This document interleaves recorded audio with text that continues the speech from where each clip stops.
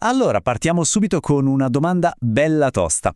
Può la fede in Dio o l'autorità religiosa in generale arrivare a ostacolare lo sviluppo della democrazia? Sembra quasi una provocazione, vero? Beh, una ricerca storica molto particolare ci dà una risposta che ha del sorprendente. E per capirlo dobbiamo risolvere un enigma. E attenzione, non stiamo parlando di una semplice teoria campata in aria. Questa è la conclusione di uno studio accademico serissimo che ha messo insieme una quantità enorme di dati per portare alla luce una dinamica storica che è rimasta nascosta per secoli.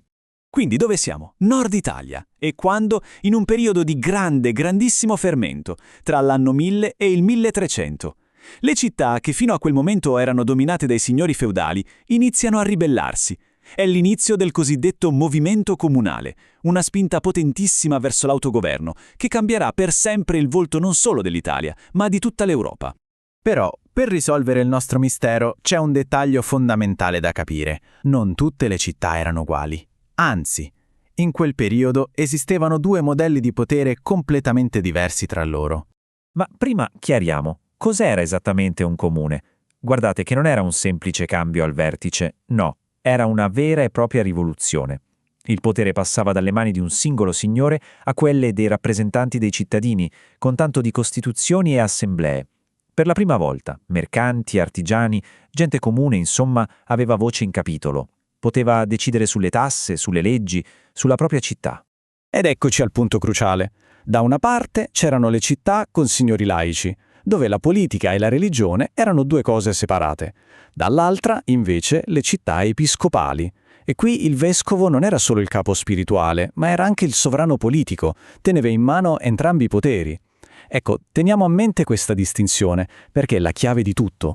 E in questo scenario già pieno di cambiamenti politici e sociali succede qualcosa di totalmente imprevedibile, qualcosa di terrificante.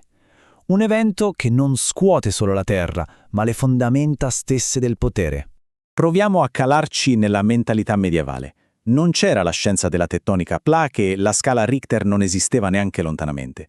Un terremoto era una cosa sola, la prova inconfutabile dell'ira di Dio, una punizione divina per i peccati della comunità. Il panico era assoluto e la domanda era una sola: come facciamo a placare il cielo? E badate bene, questa non è un'interpretazione moderna. Sentite cosa diceva Filastrium, vescovo di Brescia, già nel IV secolo. Mettere in dubbio che un terremoto fosse un atto divino era considerato eresia. La Chiesa stessa, quindi, rafforzava questa credenza con tutta la sua autorità. E qui entrano in gioco i nostri ricercatori moderni, dei veri e propri detective della storia. Armati non di lenti di ingrandimento, ma di database e modelli statistici, hanno raccolto informazioni su secoli di storia.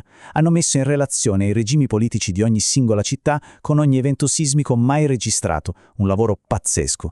Giusto per avere un'idea della scala di questa ricerca, stiamo parlando di 121 città del nord Italia, analizzate lungo un arco di 300 anni. Un'analisi semplicemente enorme. Bene, l'indagine è conclusa, le prove sono state raccolte e adesso tenetevi forte perché quello che i dati hanno rivelato è tanto controintuitivo quanto, devo dire, affascinante. I ricercatori hanno iniziato, come giusto, dal gruppo di controllo. Hanno preso le città non episcopali, quelle con un governante laico, e si sono chiesti cosa succedeva qui quando la terra tremava. Il terremoto aveva un qualche impatto sulla loro transizione verso il comune? E il risultato è stato chiarissimo. Nelle città governate da un conte, da un marchese, un terremoto, non cambiava assolutamente nulla. Il processo verso l'autogoverno, verso il comune, andava avanti per la sua strada, con o senza scosse sismiche. E adesso passiamo al cuore del nostro mistero. Che cosa succedeva invece nelle città episcopali, quelle dove il potere religioso e quello politico erano fusi nella stessa persona? Ed ecco la scoperta, la vera e propria rivelazione. Nelle città governate da un vescovo, un terremoto riduceva drasticamente la probabilità che nascesse un comune. Il movimento verso l'autogoverno veniva bloccato, di fatto bloccato. La paura in pratica finiva per rafforzare il potere già esistente. Ok, ora sappiamo cosa succedeva, ma la domanda più importante è ancora lì che ci aspetta. Perché? Qual era il meccanismo esatto che legava un tremore della terra a un blocco della democrazia? La risposta come forse avrete intuito, sta proprio in quella fusione, in quella sovrapposizione tra potere spirituale e potere temporale che caratterizzava queste specifiche città.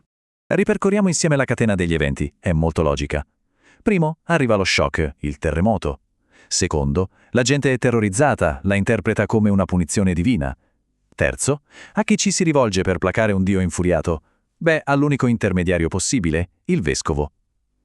Quarto, di conseguenza, l'autorità del vescovo, sia quella religiosa che quella politica, ne esce enormemente rafforzata. E a quel punto, chi avrebbe mai osato sfidare un leader così rinvigorito dalla paura popolare per creare una nuova forma di governo? Lo status quo aveva vinto. Ma non è finita. I ricercatori hanno trovato una prova che è quasi una pistola fumante. Sono andati ad analizzare i dati sulla costruzione di nuovi edifici religiosi, come chiese e cattedrali. E i dati, guardate, parlano da soli. Nelle città laiche, dopo un terremoto, non succede niente di particolare. Ma in quelle episcopali si registra un vero e proprio boom nella costruzione di nuove chiese. È la prova che i vescovi sapevano come capitalizzare la paura per consolidare la loro influenza, il loro potere, anche materialmente. Certo, è una storia affascinante, ma cosa ci dice oggi, a quasi 1000 anni di distanza? Che lezione possiamo trarre da questo episodio così lontano nel tempo? Beh, ci insegna qualcosa di eterno, direi. Una crisi, che sia un terremoto, una pandemia o una crisi economica, non è mai solo un fatto oggettivo.